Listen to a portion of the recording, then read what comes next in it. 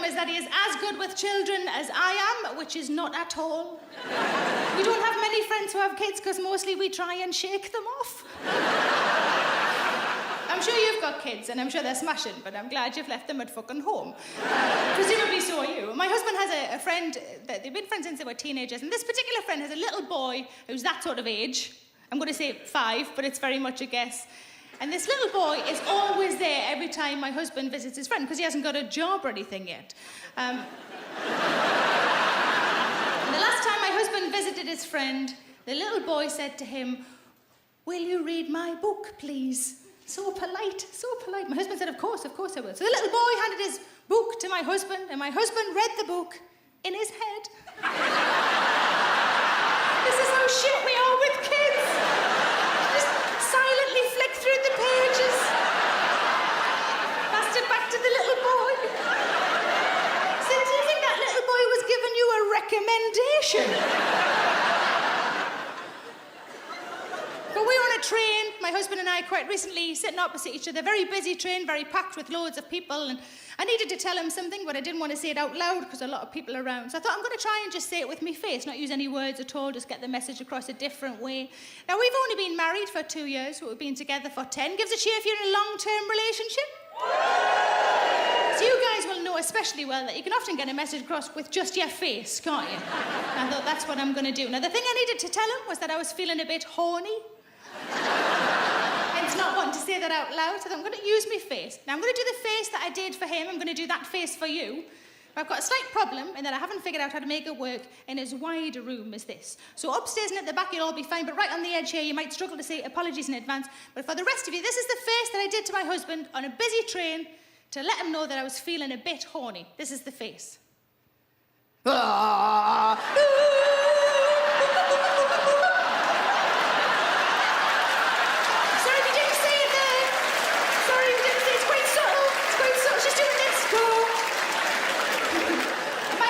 Straight away, because we've got a really deep connection.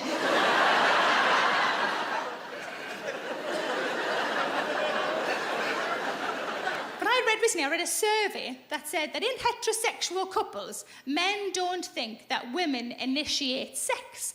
And I thought, I don't think that's true. I think women initiate sex. I think maybe we don't call it that. Initiating sex sounds like something you do on a rocket, doesn't it? Initiating sex. 5, 4, 3, 2. I think women initiate sex. I think maybe men aren't always so good at picking up the signals. Maybe that's where the communication falls down. So a bloke would be like... Yeah, she was lying on the bed. She had her hair all sort of fanned out on the pillow. She had a tiny towel on so I could basically see everything. And she just put lipstick on, which is weird because she just got out the bath. But I decided to initiate sex. 5, 4, 3.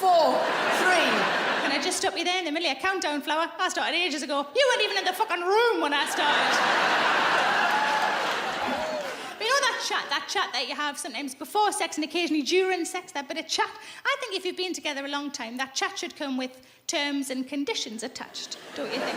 So if you say something like, you can do whatever you want to me. What you really mean is, of the 4 things we normally do, within the parameters we've already set. But interesting, don't you think, that there's often chat before and during sex, but very little chat after sex? Just sort of, no-night, or like, I'm going to have a piss as soon as this thing flattens. That's it. Or maybe something like, ooh, get us a biscuit while you're up. Or even something like, is the dog still staring?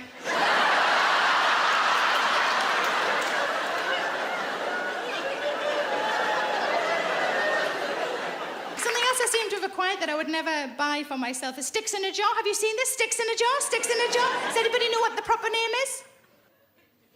Reed diffuser. A few of you shouted out at the same time. Thank you. If you don't know what it is, it's just a jar that has perfume in it, and the reeds or the sticks carry the perfume up, make the room smell nice. I didn't know any of this when this was given to me as a present. It reminded me quite a lot of the incense sticks that my friend had when I visited her at university, so I nearly lit the fucking thing. I almost accidentally created a Joe Malone Molotov cocktail.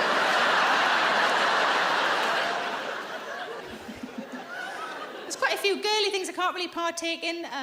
For example, I can't have anything in the bath that isn't me or the water. Can't have bath bombs, bath oil, bubble bath, bath salt, kind of any of those things. If I have any of those things, it makes down there raw. I mean both spellings, like R-A-W, sort of red and angry and shiny, and also just no.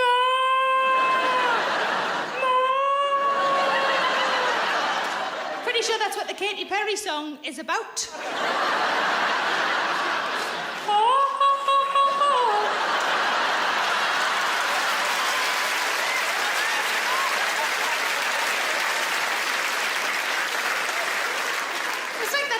Joke, you know that old pub joke, you'll know this. Two monkeys in the bath, one of them goes, hoo, hoo, hoo, hoo, and the other one goes, oh, sorry, I forgot you had a really sensitive vagina. Do you know that one?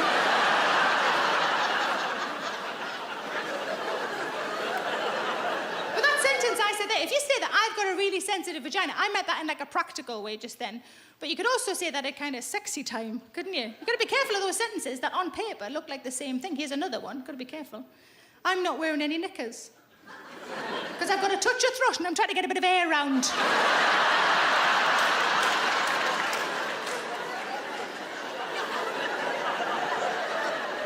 But I've got a friend who's in her 60s and she said to me, I used to be like you with the bath bombs and whatnot. I said, used to be? What's changed? She said, oh, well, when you get to my age, you can have whatever you like in the bath because it's all dead down there. That is a small upside to a big downside, isn't it? I have no feeling whatsoever in my vagina, but finally I get to go to Lush. A long time ago, I was reading one of those books. You know those books that are ostensibly a romance, but have a couple of pages of filth in the middle, a smashing? I was reading one of those, and on one of the pages of filth, the lady of the book poured some champagne on herself.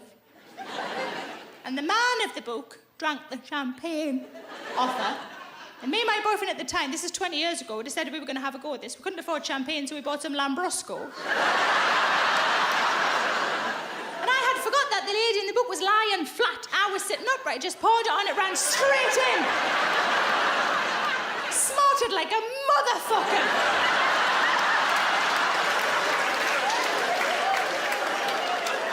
I told that story to a friend of mine recently, and she said, is that why you don't drink? No, not once when somebody's asked me why don't I drink have I answered because it hurts me fanny. Ah, you're doing it wrong then. You don't have to take the cork out like that. It was a screw cap. Imagine the skills I need for a screw cap.